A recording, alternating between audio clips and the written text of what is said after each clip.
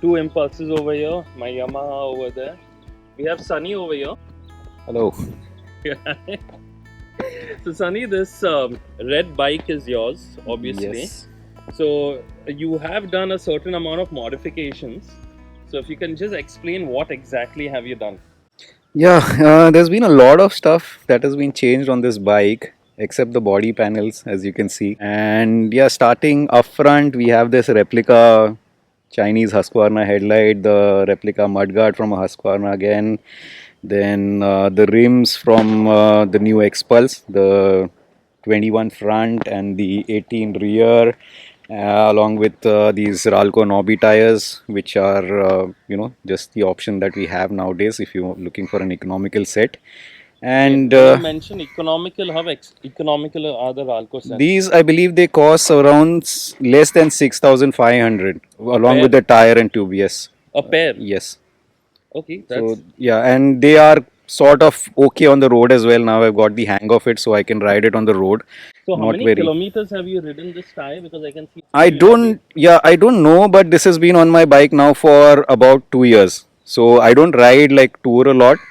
Just generally on the trails and maybe a little commute to the office and all. That's amazing. Yeah, but, so 2 years these Knobby tires have actually retained their. Yeah, they are quite hard wearing, not like proper knobby tires. Like if you compare it to the Maxis that comes on the rally kit, those knobbies will fall off if you ride on the road. I think those are extremely rally specific. Yeah, those are like pure track tires, I would say. No, but this is amazing, man. Seriously, because last time I had knobby tires on my Impulse, it hardly lasted like 3 months. So then I went back to the Seat ones. Yeah, that's true. I mean, proper knobbies, I mean, the ones which are meant for tracks, they won't last on roads or even conditions like these where it's, hard. The surface is hard, they won't last long. But these are apparently okay. They're not the best, but still a good compromise. Then what's next? I'm assuming this is really useful. Yeah, that's a brace. I mean, this generally theory that I read that it's useful to have to avoid flex in your suspension, especially when you're riding off road. So one of the mechanics that who services my bike, he made it for me. And what else? Yeah, we have suspension front and back. I changed it. The rear is a completely new unit from Zedling. The front ones are, since Zedling no longer makes the front suspension, they rework your suspension and tune it according to your likes and dislikes. So I've been using this for more than 3 or 4 years now. And when you mentioned they tune it as per your likes and dislikes, what exactly in the sense? So what input have you given them that they have made? Yeah, so basically the folks at Zedling, they ask you for what is your kind of riding, your rider weight, if you ride with luggage, and what do you do, whether you tour, if you ride like trails or track or something like that, and accordingly they'll tune your suspension to a certain extent to suit your preferences.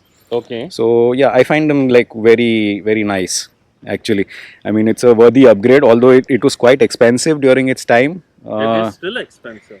Yeah, obviously due to inflation and stuff like that, prices are going to go up. But even when I bought it, it was like 17 or 18K front and back. I believe now it's north of 20,000.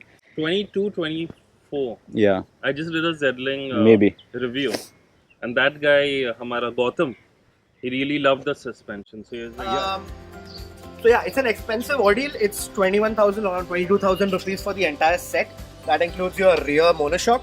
Yeah. And the front has got complete inners from Zedling. So that's got a custom. You've got your pipes. You've got your springs. You've got your dampeners. You've got your oil. Everything is custom from Zedling. And the only great part about Zedling is that everything is recustomizable, revalvable, respringable. Yeah, it's very nice, especially if you're touring. I mean, not only for off-road, but even for touring, the braking becomes better, your turn-ins become better, it will manage pillion weight better with this, with the damping and all. So yes, overall, it's a nice upgrade actually. I mean, that's the #1 upgrade that you can do on an Impulse, I feel. And apart from that, yes, over the years, little bits and bobs like this quick throttle, which is again a replica from AliExpress, Domino replica. Yeah, but it's worth it, right? It's worth it's it. usable. It's It's worth perfect. it. It improves the comfort a lot for me at least, because I've been in the past I've been used to riding bikes with shorter throttles like RCs and KTM Dukes. So this is kind of that feeling, like it has a short pull, so you just have less stress on your wrist. I feel some people don't like it, but it's my personal preference. And what about the handlebar? The handlebar is custom made from, I think, a vendor in Bangalore. It's called Quick Shift Racing. So it's like a straightened out handlebar and a little wider if you look at the length of it. And yeah, it's again useful in all situations. Riding off road, touring also, it's a little better and relaxed and upright. So yeah, that's nice. Apart from that, I Your got. carburetor. Yeah, so the carburetor is a Mikuni replica that we bought from AliExpress and tuned it to suit the Impulse, along with some custom jetting, and then we added the the pod filter from Uni. Okay, Then what is this of the carburetor? that's the air screw.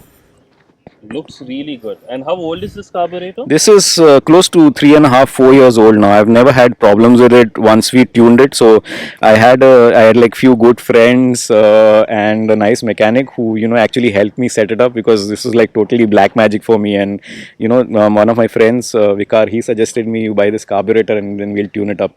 So it was initially a painful process, and all credit to them. Credit goes to them to tune this to the way it is running right now. But after we've tuned it, we've not had any problems with it, like the slide sticking and all that you generally have in these. Because you'd mentioned other carburetors. Yeah. So earlier we had similar carburetors from different makes, again of AliExpress, like I think they are called Okos or something like that. And those I didn't have the best experience with them. I mean, they were not machined properly either, or they had problems with their slide sticking, or the fuel not being like the flow of the fuel not being very even. But this one so far has been as good as stock or even better than would stock. You recommend it? Yeah, definitely. Would it still be available? I think yes, Nibbi Racing is now a major brand. It's not from Kurla, obviously. you can get it from Amazon in US, and they have other products as well. So this is a 30 carburetor. 30 maybe I thought for the Impulse is a little big. Maybe 28 will also be satisfactory, enough for performance and as well as mileage. So I think it's a nice upgrade.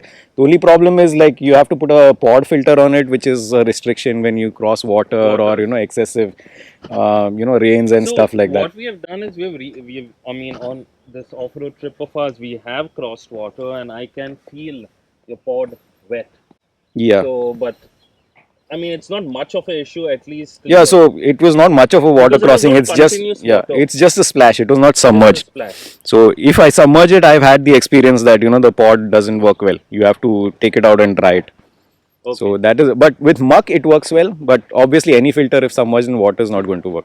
Okay. But only disadvantage is that it's really exposed compared to where your stock box is. The stock box is really safe with underneath the panels and the seat. So I'd say like if you do a lot of water crossings and all, that is the way to go. But actually over here, Salman, आपने आपका air filter तो अंदर डाला है, right? Air filter के अंदर नहीं है सर. मतलब आपका भी फ्री फ्लो एयर फिल्टर है, राइट? हाँ यस सर. पर how have you placed it?